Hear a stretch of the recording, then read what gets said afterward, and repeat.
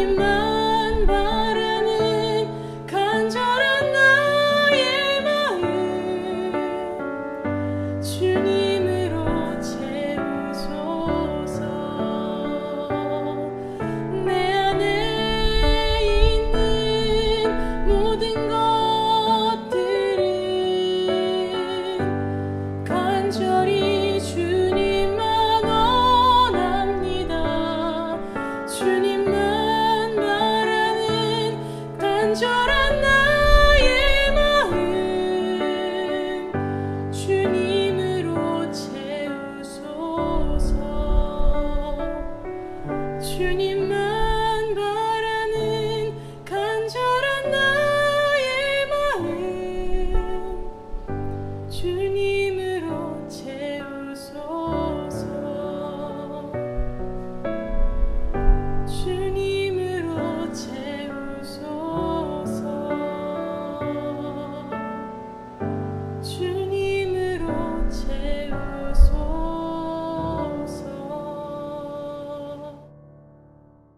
오늘 우리에게 주시는 하나님의 말씀 함께 찾아보겠습니다. 먼저 데살로니가 전서 5장 4절을 읽고요. 그 다음에 끝날 때 계시록 17장 14절을 읽겠습니다.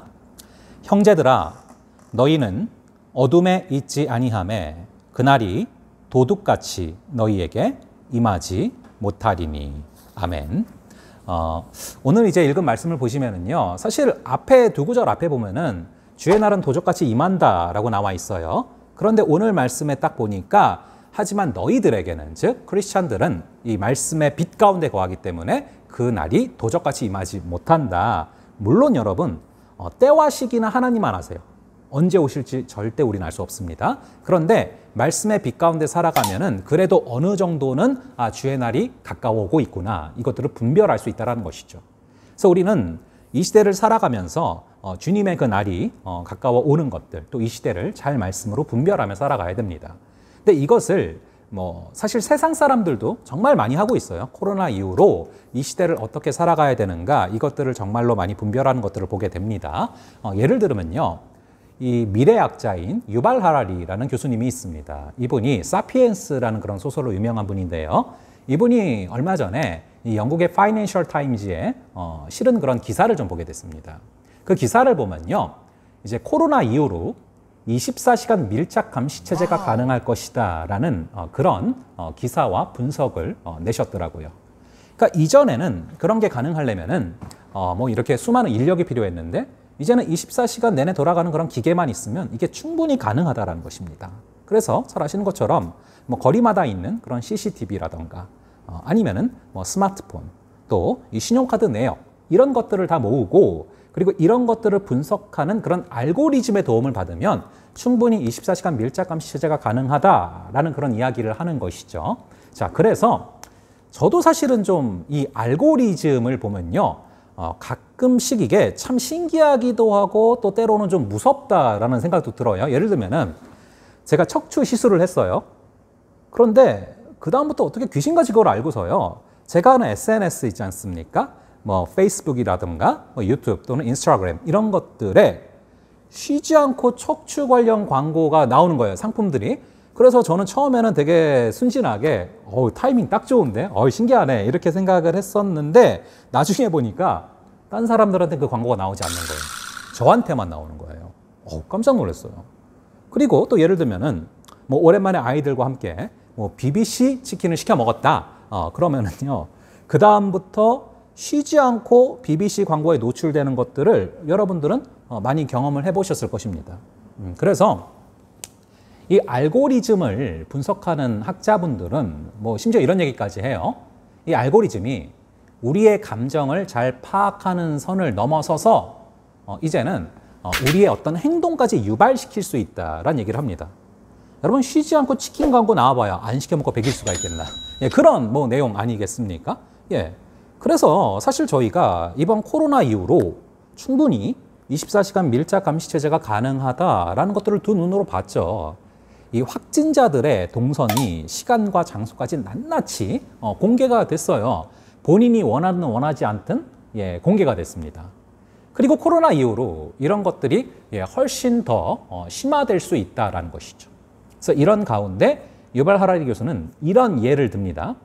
예를 들어서 우리가 24시간 동안 심박수와 체온을 측정할 수 있는 그런 전자팔찌를 모든 사람들이 착용한다라고 가정을 해보자라고 이야기를 해요.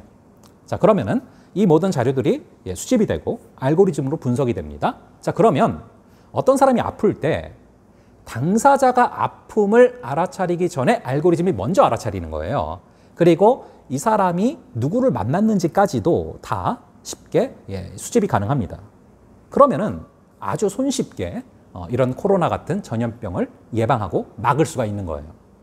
하지만 거꾸로 보면은 누군가가 나의 정보를 정말 낱낱이 보고 있다라는 것, 이거는 굉장히 또 꺼림칙한 일이 되는 것이죠. 그래서 평소 같으면은 이런 시스템이 합법화될 확률이 굉장히 낮을 텐데 이 코로나를 계기로 해서 이런 시스템이 합법화될 확률이 굉장히 높아졌다라는 그런 이야기를 합니다. 자, 그래서 이렇게 얘기할 수 있다는 거죠. 이게 아무리 진정된다고 해도 각국은 시스템을 그대로 유지할 확률이 높고 또 이런 병이 오지 말라는 법이 있냐, 이렇게 얘기를 하면서 나중에는 둘 중에 하나 선택을 강요할 수도 있다는 얘기를 합니다. 사생활이냐 건강이냐, 둘 중에 하나를 택해라. 자, 이렇게 나왔을 경우에 많은 사람들은 이 사생활을 포기하고서라도 이 건강을 택할 거라는 거죠. 자, 그런데 여러분, 이 사생활이냐 건강이냐 둘 중에 하나를 택해라, 이건 질문 자체가 잘못된 겁니다. 우리는 하나님의 형상이고 그리고 하나님의 자녀로서 또 존귀한 자로서 사실 사생활과 건강 둘 중에 하나를 선택해야 되는 사람이 아니라 이 둘 다를 누릴 수 있는 그런 존재입니다. 저는 이 계시록 17장을 보면서요, 이 17장에 나오는 이 음녀 바벨론과 그리고 짐승, 이 두 존재가 계속해서 이 믿는 자들을 공격하는 그런 패턴들을 좀 읽어내게 됩니다. 여러분, 이 음녀가 무엇이냐, 이 종교개혁자인 존 칼빈과 마르틴 루터는 이 음녀가 바로 로만 카톨릭이다라고 주장을 합니다. 그리고 우리 보수교단의 주요 신학자들은 이 음녀 바벨론을 뭐라고 해석을 하냐 하면요, 바로 로마 제국이다라고 해석을 합니다. 그래서 666도 무엇이냐, 바로 로마 제국의 황제의 이름의 수, 이게 짐승의 수거든요. 그래서 네로 카이사르다라고 해석을 해요. 굉장히 건전한 해석이고 저 역시 거기에 동의를 합니다. 자, 그런데 이 해석에는 한 가지 맹점이 있어요.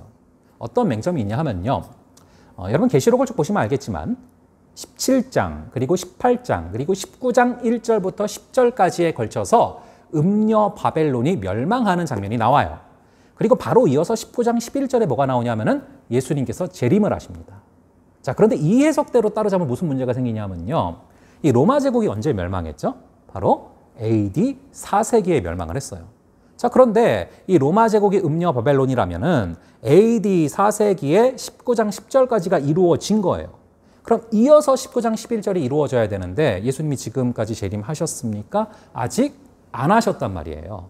그러므로 이 해석에는 무슨 맹점이 등장을 하냐 하면은 19장 10절과 19장 11절 사이에 1600년 이상의 공백이 등장을 한다. 이런 문제가 생기는 것이죠. 그러므로 이 계시록에 나오는 음녀 바벨론은 1차적으로는 로마 제국을 뜻하는 게 맞습니다. 그런데 로마 제국 넘어 그 이상의 것을 가리키는 것이죠. 바로 이 로마 제국의 배후에 사단이 있는 것입니다. 이 사단은 공중의 권세 잡은 자입니다. 자, 그래서 이 사단은 공중의 권세 잡은 자로서 이 세상을 통치하기 위해서 때로는 국가의 옷을 입기도 하고 때로는 문화의 옷을 입거나 때로는 또 가치의 옷을 입기도 합니다. 이것을 굉장히 잘 증명해주는 존재가 저는 바로 이 계시록에 나오는 짐승이라고 생각을 합니다. 여러분이 계시록에 보면은 이 짐승이라는 존재가 나오거든요. 자, 그런데 이 19장 19절 이하를 보면은 예수님이 재림하실 때가 이제 자세히 그려지고 있어요. 그런데 그때 보면은 이미 음녀 바벨론은 사라진 뒤에요. 그런데 그 뒤에도 여전히 짐승은 살아 있어요. 그래서 예수님 여러분 재림을 언제 하실지 우리가 모르잖아요. 정말 몇천 년 뒤가 될 수도 있어요. 근데 그때 19장 19절 이하에 보면은 이미 음녀 바벨론은 멸망했는데도 이 짐승은 여전히 살아서 그때까지도 예수님께 대항하는 그런 세력으로 나타나고 있는 것들을 바라보게 됩니다. 자, 이것을 통해서 우리가 알 수 있는 것이 바로 이 짐승은 현실의 표면에 나타나는 것이 아니라 겉모습을 다양하게 바꾸어 가면서 현실의 심층에 숨어서 현실을 조절하는 그런 어떤 존재다. 즉 굉장히 현실적이면서도 굉장히 영적인 존재다. 이거를 우리가 정확히 알 수가 있습니다. 그것이 이제 나오는 것이죠. 자, 그래서 이 짐승은 때로는 이 로마 제국의 옷을 입기도 하고, 그런데 로마 제국이 멸망하자 이것을 버리고 또 문화나 혹은 또 가치의 옷을 입고서 우리를 조절하려고 할 수 있다라는 것입니다. 자, 그런데 바로 이 로마 제국의 옷을 입었었으니까 제가 한번 국가를 예로 들어볼게요. 국가를 예로 들어보겠습니다. 이 국가가 굉장히 막강한 권력을 갖고 있을 때는 이 국가가 바로 짐승이 자신의 통치를 이룰 수 있는 그런 수단이 될 수 있습니다. 자, 그런데 여러분 아시는 것처럼 오늘날은 민주주의 국가입니다. 그래서 그런 어떤 강압적인 통치가 사실은 통하지 않는 시대예요. 뭐 잘 아시다시피 이 국가의 어떤 권력을 잘 제재하는 법적인 장치들이 작동하고 있고, 그리고 시민의식이 참 발달해 있습니다. 그래서 이전처럼 안하무인격으로 강압적으로 통치를 한다는 게 불가능하다는 것이죠. 자, 그래서 짐승은 이제 예전처럼 그런 방식을 취하지 않습니다. 다른 방식을 통해서 숭배를 받으려고 하고, 다른 방식을 통해서 인정을 받으려고 합니다. 제가 한번 그냥 예를 한번 들어볼게요. 코로나 때문에 얼마나 사람들이 힘들어합니까? 그런데 이게 내년에도 안 잡히고 2, 3년이 지났는데도 안 잡힌다. 그럼 사람들이 정말 많이 힘들어할 겁니다. 그런데 어떤 존재가 딱 나타나서, 아니면 어떤 집단이 나타나서 이거를 딱 해결하는 거예요. 이 코로나의 문제를 해결하는 겁니다. 자, 그러면은 그 사람이 혹은 그 집단이 존경을 안 받을 수가 있을까요? 아예 숭배를 받지는 않을까요? 자, 그래서 오늘날 이 시대의 음녀 바벨론이 무엇인가를 분별하는 것은 훨씬 더 어려운 그런 과정이 될 수 있어요. 하지만 여러분 간단해요. 말씀의 빛에 비추어 보면 그 원리는 아주 명확합니다. 여러분들에게 음녀 바벨론이 있을 수 있어요. 여러분들에게 이게 없이는 내가 살아갈 수 없다. 그게 무엇입니까? 정말로 하나님이 없는 세상은 괜찮아도 이게 없는 세상은 안 된다라고 생각하게 만드는 그런 것이 여러분에게 무엇입니까? 그게 바로 여러분들의 음녀 바벨론일 수 있고요. 그 뒤에 짐승이 숨어 있을 수 있습니다. 여러분들에게는 과연 그것이 무엇입니까? 여러분들의 수많은 돈과 수많은 물질과 수많은 시간을 가져가게 만드는 그것이 무엇입니까? 그것이 하나님을 대신해서 여러분들을 통치하고 지배하고 있지는 않습니까? 여러분, 이게 굉장히 일상에 가깝게 숨어 있을 수 있어요. 저는요, 얼마 전에 정말 예상치 못했던 이 음식에 대한 중독과 음식에 대한 집착이 바로 하나님 이상으로 저를 통치하고 지배하려고 했었다는 걸 깨달은 적이 있습니다. 그래서 이 음녀 바벨론이 무엇인지 정말 개별적으로 더 여러분들의 삶에 파고들면서 여러분들을 조절하려고 할 수 있다는 것입니다. 하지만 간절히 바라기는요, 그다른 어떤 것도 여러분들을 통치하는 것이 아니라 오직 만왕의 왕이요, 만주의 주이신 어린 양 예수 그리스도만 여러분들을 통치할 수 있기를 간절히 바랍니다. 그래서 알고리즘이 이끄는 삶이 아니라, 다른 어떤 것들이 이끄는 삶이 아니라 성령께서 이끄시고 어린 양이 이끄시는 그런 귀한 삶을 살아가게 되기를 바랍니다. 마지막으로 계시록 17장 14절을 읽고요, 저희 찬양하고 기도하고 마칠게요. 그들이 어린 양과 더불어 싸우려니와 어린 양은 만주의 주시오 만왕의 왕이심으로 그들을 이기실 터이요 또 그와 함께 있는 자들 곧 부르심을 받고 택하심을 받은 진실한 자들도 이기리로다. 아멘. 간절히 바라기는 이 어린 양이 만주의 주시오 만왕의 왕이시오 또 여러분들을 통치하시는 그분이 되기를 간절히 바랍니다.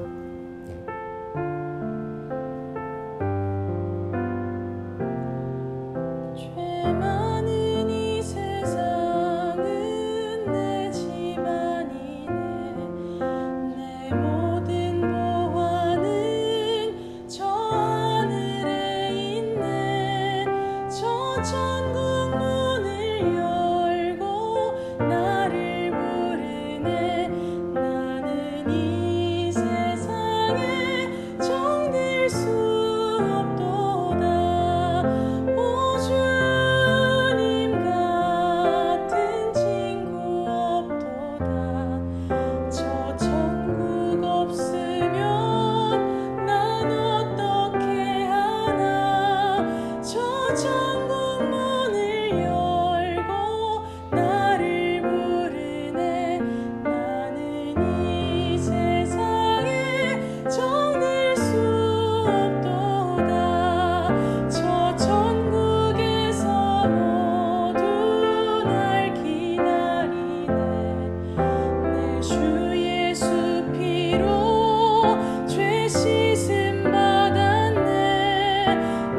비록 약하나 주님 날 지키리.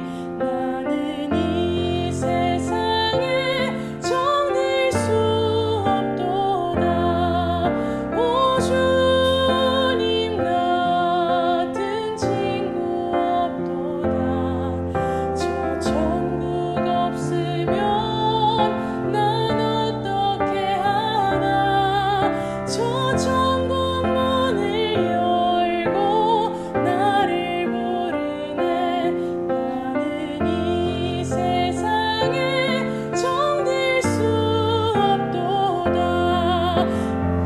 아버지 하나님, 그렇습니다. 우리는 이 세상에 정들 수 없고 간절히 바라기는 우리를 부르시는 그분의 음성에 날마다 따르고 순종하며 살아가게 하여 주시옵소서. 우리를 지배하려는 수많은 것들이 있습니다. 그 뒤에 정말로 마치 하나님이 없는 게 괜찮은데 이게 없는 세상은 말도 안 돼 라고 생각하게 만드는, 이게 없이는 살아갈 이유가 없어 라고 생각하게 만드는, 우리의 모든 걸 다 가져가게 만드는, 심지어 하나님 대신 나를 통치하려고 하는 아버지, 그것이 있습니다. 그것이 무엇입니까? 간절히 바라기는 그것의 지배를, 그것의 이끌림을 받는 것이 아니라 오직 만왕의 왕이요 만주의 주이신 어린 양 예수 그리스도의 통치를 받는 삶을 살게 하여 주시옵소서. 어린 양께서, 우리 주 예수께서만 우리를 지배하고 다스리는 삶을 살게 하시고 특별히 말씀의 빛을 날마다 비추어 주셔서 이 혼탁한 세상 가운데 분별하며 살아가게 하시고 오직 예수께서 길이요 진리요 생명이시기에 그 예수님을 길로 걸어갈 수 있는 그 역사를 허락하여 주시옵소서. 감사드렸고 이 모든 말씀 우리 주 예수 그리스도의 이름으로 기도합니다. 아멘.